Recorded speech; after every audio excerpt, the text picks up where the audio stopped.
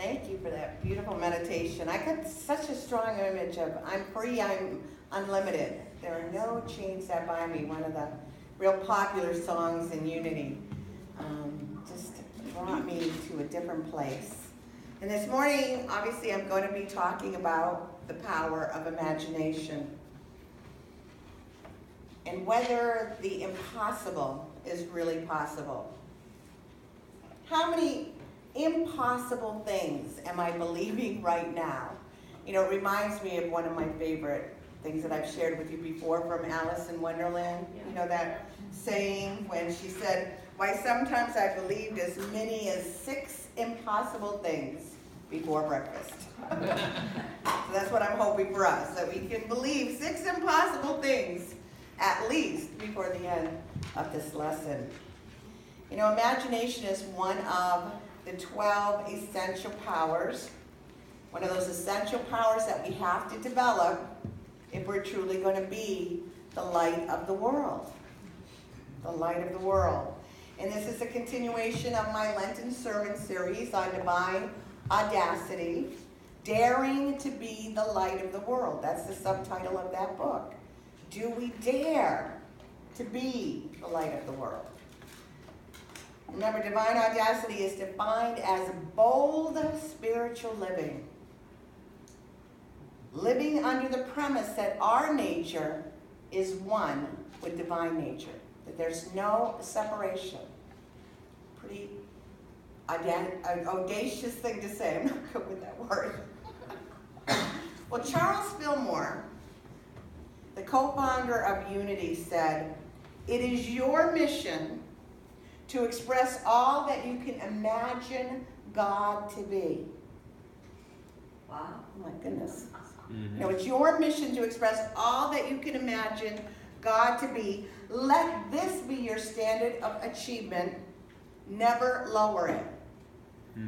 If you can imagine it is possible for God, it is possible for you.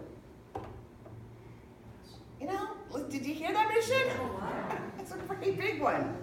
You know, he also said, sometimes he said this, I hesitate to use the word God because people will think of a supernatural being, a person in the sky.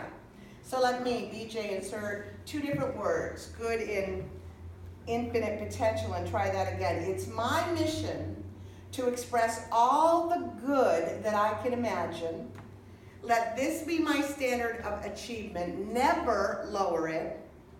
If I can imagine it is possible for infinite potential, then it's possible for me. Do we believe it? Yeah, we do. Now this is kind of the formal definition, so just breathe through this because I'm going to, hopefully by the end of the lesson, this will reveal itself to you. You'll understand this at depth. But imagination is our ability to form a mental image, to picture in our mind, and by holding that idea, the divine idea, and developing it until we feel its effects while it is yet unmanifested. Okay, you with me so far? You got the picture in mind, you're holding the idea in mind, even though it hasn't come into physical expression yet, all right? And it goes on to live into that idea, so from Massachusetts, to live into that idea until it essentially becomes our reality. So what does it mean to live into the idea, to act as if it already is?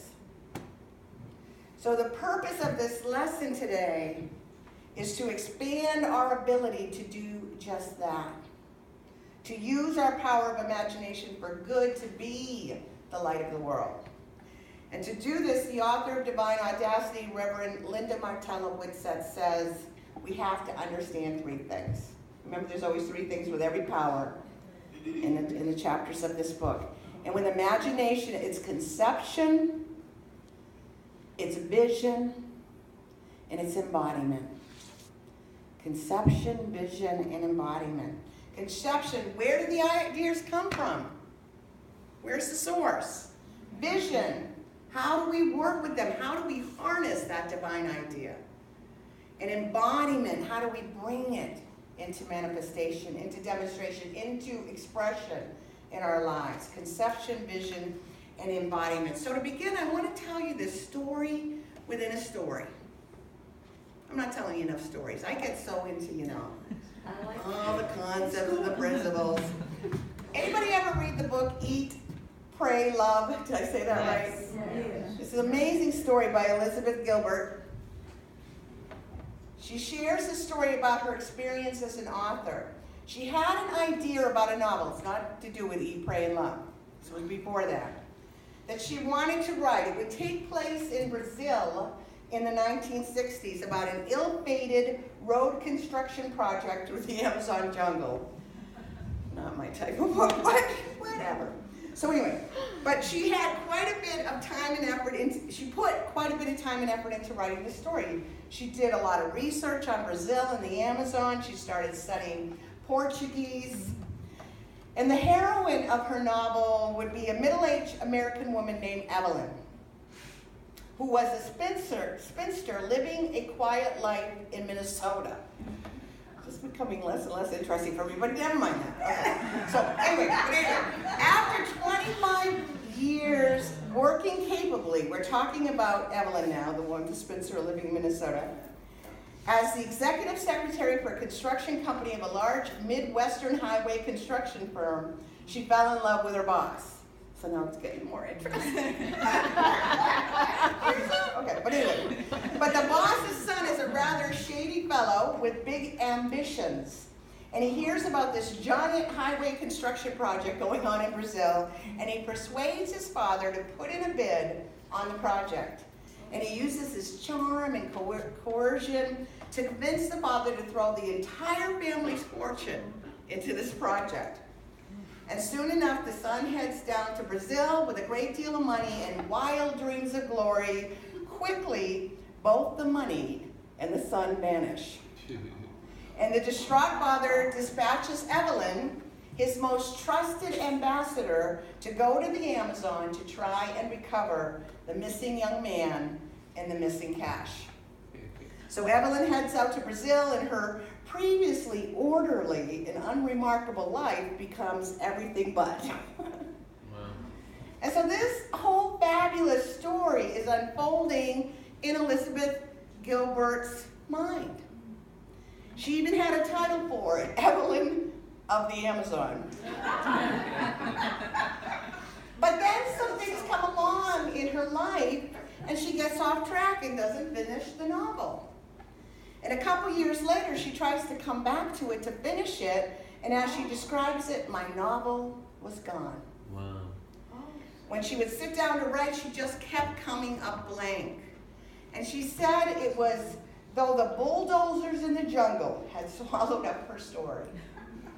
It just wasn't there anymore. She writes that she has come to know that when situations like this happen, the best you can hope for in such a situation is to let your old idea go and catch the next idea that comes around. But what's most interesting to me, folks, is this next one.